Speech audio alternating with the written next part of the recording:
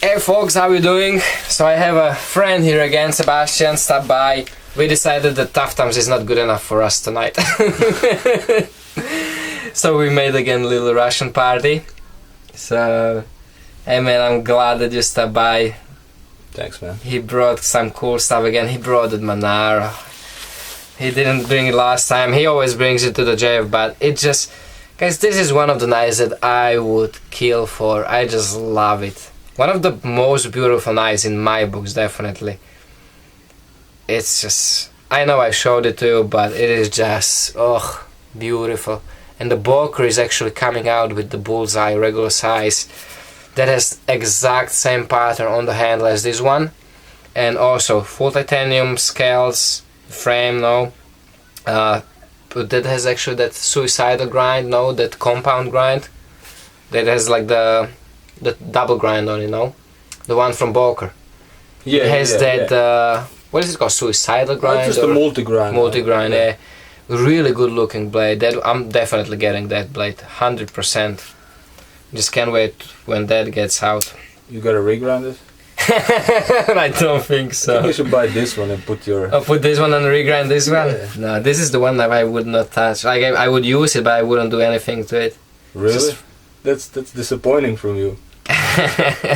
No, it's too nice. This is too nice. I would still use it, but I would not. I would... It's like such a habit. Gavko reprofiles everything. Man, this is so nice. I love this I think it's a hollow though, correct? It's... Slightly. Yeah, but very lean hollow. Like it's super... This Kydex.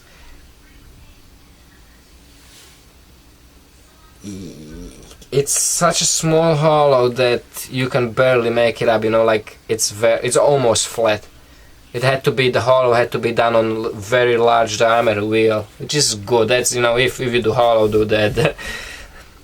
Man, what else you have here? No, we showed this one. Did you have it here last time? Did we show it, that Bastinelli? What are these called? That has like the letters and number. This is the one? The model? Yeah, so the GT6 Skillet. Something like that. Yeah, he has like a fighting knives. A lot of his knives are... He has like mad fighting skills. Now I always like wondered his videos. Oh, But he's like always like crazy moves. Yeah, he's influenced by... Man, what else? Sebastian loves his SOCOM Elite. It's probably the least favorite Microtech for me, the model. But I think it's one of the most popular in general, no? From their lines. I think so. They have that for a long time. You have like 3 or 4 of them, no? Everyone different. He has that really fancy one too. Delta. Man, it's for me it's too big and too plain look. But a lot of people like this. It is very popular model. He does have that. I think I showed it last time. He had it here, that whale shark. That is really cool. You've seen this in the video when I think we showed it at Jeff's place 2 weeks ago. Week ago or 2 weeks ago. That's the ZT300 reground into like a clip point. Crazy. If you want to see crazy video, go to Sebastian's channel and watch the video. What was it called? Fun with my baby, having fun with my baby, something like that. He's just nuts with what he can do with the knife. Like I cannot even show you. I would probably cut myself just trying to show you with 2 hands. He's like spinning this knife in his hand like all crazy directions. Just insane. Really, like I've never seen anybody do such things with the regular folding knife. You know, it's almost like imagine a good balisong flipper, but with the folding knife in the hand. You know, like flicking all different directions. It was a funny video. It was really cool to see. Yojimbo, you've seen that one. I wish he would brought that. I'm hoping we showed it last weekend. I'll bring it next time. He has Jeff did the Yojimbo for him. I'm pretty sure we showed it. The Yojimbo with unidirectional carbon fiber, which came out beautiful. I'm not sure if I showed this on my channel before. This was a gift from me and Jeff and Vance all together to Sebastian. I grounded the blade and Jeff did the scales and Vance did the Kydex sheet for it. And this one is this was one of the last 3 V blades I've done. Kind of like a Warncliffe. It was actually one of the first Warncliffes I think I did, if not the first Warncliffe. And Jeff did beautiful. I really like this pattern. I don't know, what is it called, double diamond or something like that he calls it. Or I think he was I think he was joking that he was drunk when he did this one. I mean, not like He did a Jeff great drinks job. or something, but it is cool joke. Yeah, I was drunk when I did it. I don't know how I did it. This is one of my favorites actually. It's like, it looks so nice, and it looks so perfect that one probably wouldn't believe that it's done by hand. I like this one a lot. And he brought the big guns too. One blade that I always wanted is the Cold Steel Gurkha Kukri. This is the regular SK5 version. I always wanted this blade, but for some reason, since I started making knives, I'm having trouble, making myself buying a nice big fixed blades. They are like more expensive, because I'm always thinking like, what is it, 160, 170, 180 bucks. I can get a lot of good steel for that money and just make one myself. But this is one of the least of the blades that I would like to have one day, because I'm a big kukri fan. You guys know, you can see it in the shapes that I've been doing. I am influenced by that. I like that shape. I think it's cool looking. It's a good choppers, and I'm gonna get it one day. If anything, I would buy probably the big one, the Sanmai version, but those are really expensive. Yeah, really. And I think it's actually even thicker. I think the Sanmai, even the stag is thicker, if I remember right. Possible. And it has a convex grind on the Sanmai. And this is a cool one. By the way, guys, this is actually on Blade HQ on the sale. I had this there for 2 weeks in the shopping cart. I just, again, cannot make myself to buy it, but I'm so tempted. His shoe. CRKT Hishu, probably about the only CRKT that I would buy, and it's amazing. It's a couple of years old already. It's not like it's something new. It's been around, and it's a good looking blade. It's designed for warriors, not for soldiers. Fighting knife. Too. They call it, the funny thing is they call it Japanese tanto, no? Or like modified tanto, but I don't know what is tanto about this knife. There's nothing tanto about this, no? It just comes in, it's almost like a clip point. But man, beautiful.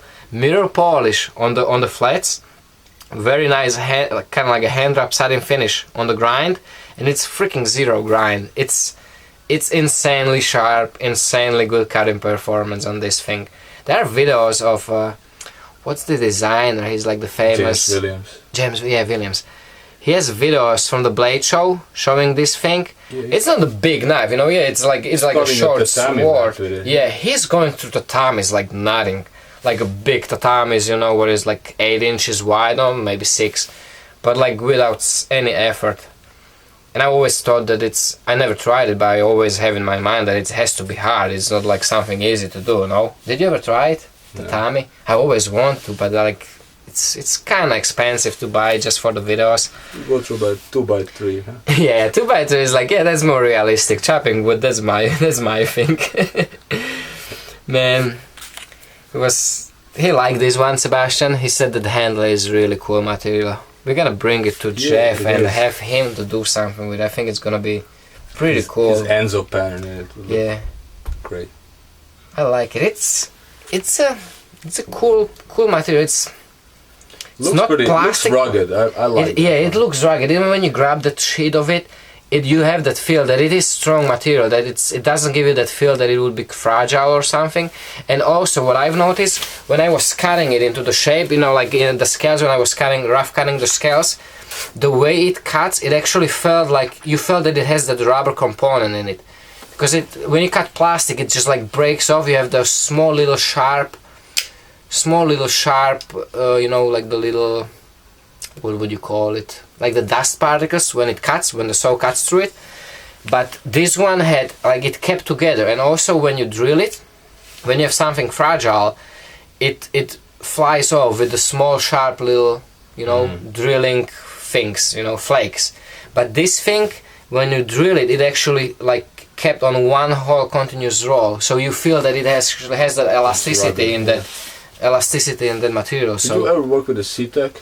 Yeah. I like C-Tech. I mean, yes, it's fragile in certain direction, but C-Tech, if you put it on a fixed blade, You put the line underneath it, there's nothing to worry about, in my opinion. Yeah, I never Yeah, liked but- it. I don't like the way it looks. I don't like because it's not strong enough. Look, if you're doing the fixed blade, you don't really. I mean, how important is the strength of the blade? In my opinion, the strength of the handle. You're not hammering with a knife like even this, even you know. if like that, look-wise, why you need to have a bicycle reflector on your handle? If you have a knife. I never been big fan of the honeycomb, but the Matrix, I really like the Matrix. You know the Matrix, not the one that like crazy. Look, I think I have a piece of it here. You don't know which one is the Matrix? That glows in dark. I mean, they have different color combinations, but I don't have a Matrix here. No. They have different color. The glow in the dark is just the, you know, what they mix into the resin. But the Matrix is that aluminum mesh, like complete random things. It's almost like a snowflakes. If you just put the snowflakes I know in what it. you mean.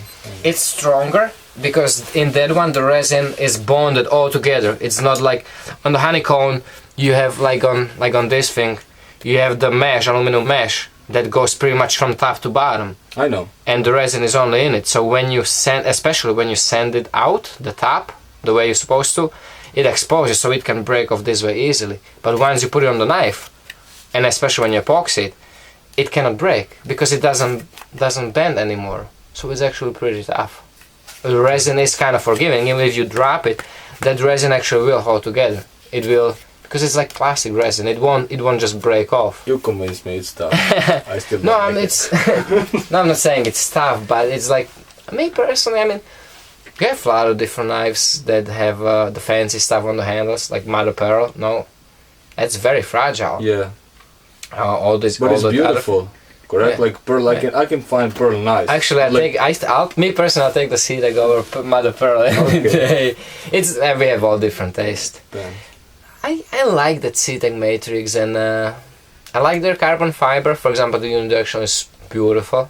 Not many other people do it. It's like everybody has something else. Everybody likes different things. I know Jeff likes the black side carbon fiber, which I tried before. The 2x2 twill I had from them, and it was great. And I don't know. It's the matter of taste. Yeah, carbon The fiber mate- looks nice. Carbon fiber is. It always look nice. It was funny on one video. I was like, I think everybody likes carbon fiber, no? And there was like, as soon as I said that, no, there was like a lot of people like, oh, I don't actually like carbon fiber. It sounded like so many people actually, you know what, I don't really like carbon fiber. So I was surprised because I really thought that almost everybody gotta like carbon fiber just because of how cool it is. It's like something like, it's the novelty, the cool, the strength and everything. Yeah, a lot of people don't want to work with carbon fiber because of. Yeah, it's nasty, man. Like Yeah. sometimes, especially the unidirectional, the way it, because of the way the layers are, again, you have just fibers this way and fibers that way, and it's not really like twilled together. I think that's why it's actually like a little cheaper than the regular one. But because of that, sometimes when you work with it, when you cut it or when you sand it roughly, the way it breaks off those fibers, they are not. You had it. You had the one little needle stuck in Yeah, your thumb last I did, yeah. time. It's painful. Carbon fiber is nasty. It's very toxic too. Is it like? Oh yeah, you don't want to Yeah. breathe that stuff in. It's not a toxic, the mechanical injuries from that. You know, if you breathe it in into your lungs, that's what really messes you up, because you have those small little, you know, carbon spikes. They get into your lungs. They all like cut everything up inside, and that's what causes the cancer and stuff. Can cause it. It's carbon fiber is probably the worst. Then the G10 is very bad also.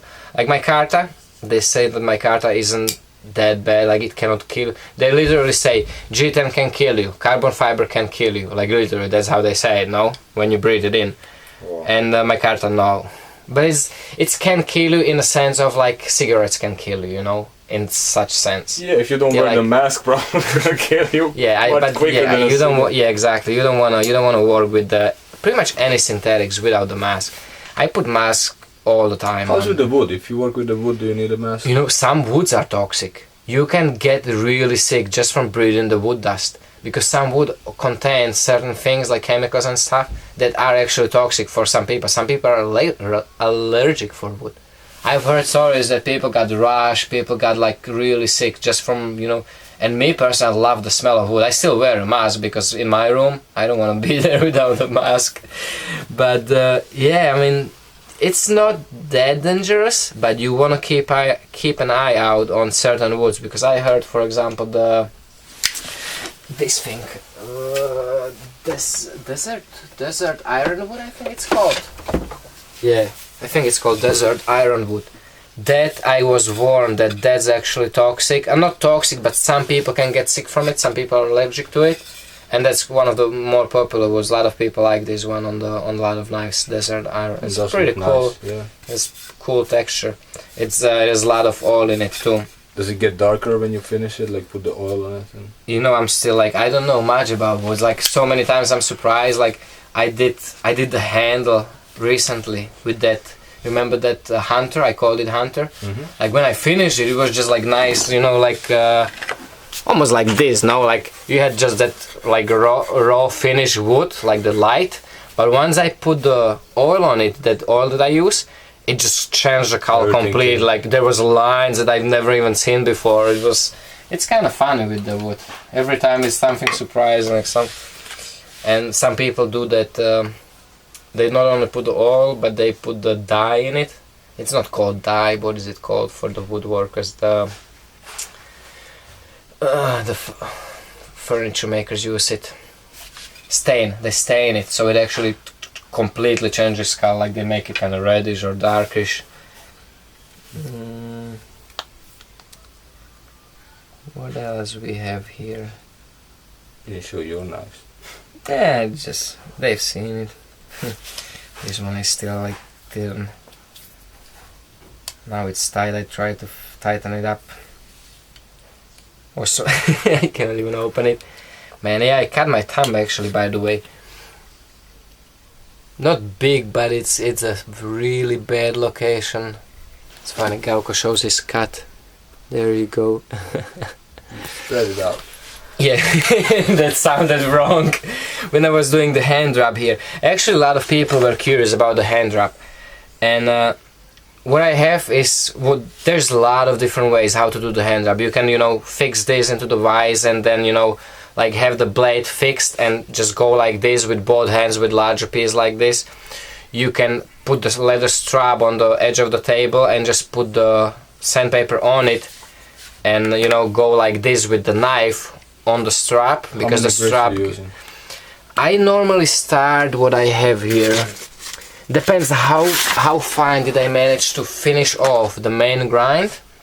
So let's say this one I was doing this 150. Sometimes I start like 100, and what I do, I rip off the pieces of sandpaper just like this, and I have this little block. I took a piece of micarta, just rounded it so it's more comfortable in my hand, and glue the piece of leather on the bottom of it, and I just wrap it like this, you know, have like a little sanding block, and just go like this, you know, back and forth, starting from the rougher grits. Me personally, I do it at in a sink, not sink, but I have the shower's corner, no? So I'm on the edge of my shower corner. I have the water running, because as you sand it, it clogs up, no? The metal dust.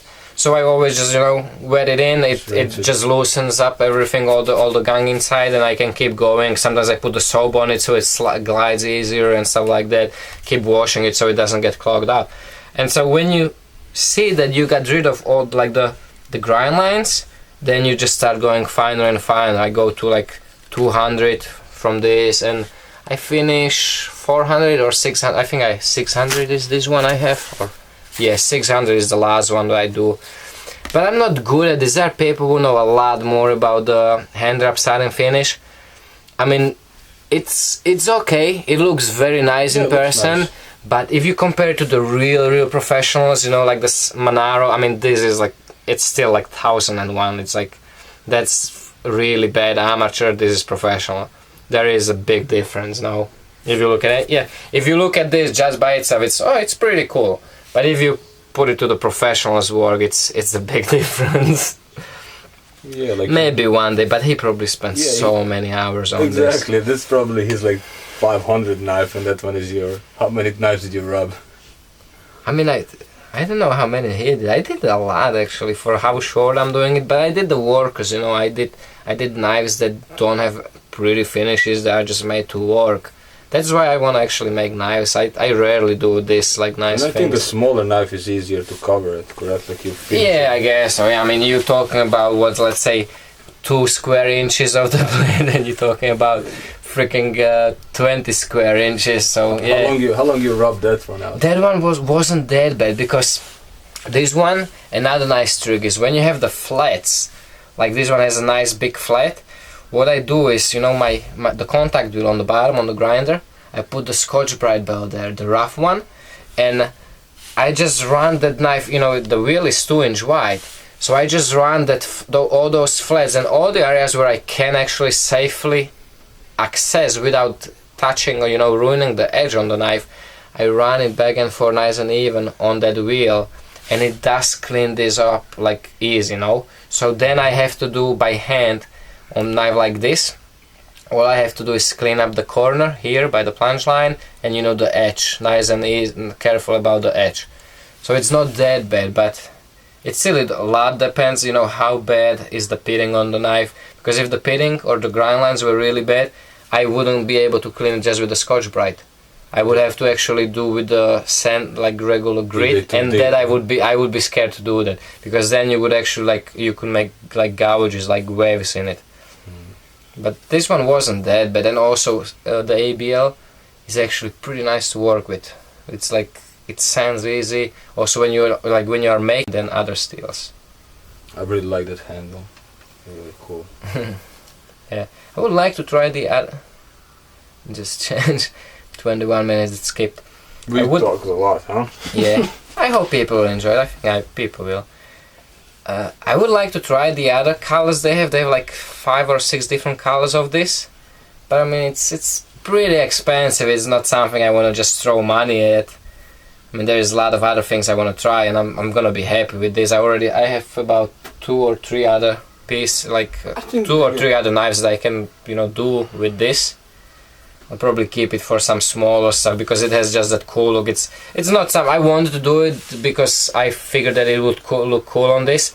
Honestly, it's for the big good worker knife like this supposed to be in my book.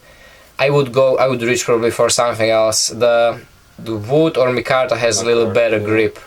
It's more secure. It's not bad. It's still much better than like polished G10, but other materials have better grip than this. Even though it's nice, but still it is better with different stuff. Man, still one of my favorite blades. This you guys gotta be sick of saying this. Sebastian isn't. He just came. Alright, guys. Hope you enjoyed it. I mean, we have always good time. Sebastian is a really good guy. Always have good, you know, fun to sit down with him, talk to him. Especially when Jeff isn't here, you know, when we don't have to look at his ugly face. No, just kidding. We love Jeff. Only if he was nicer. No. Alright, guys. Hope you enjoyed it. Thanks for watching. Take care, stay safe, and remember, don't cut yourself.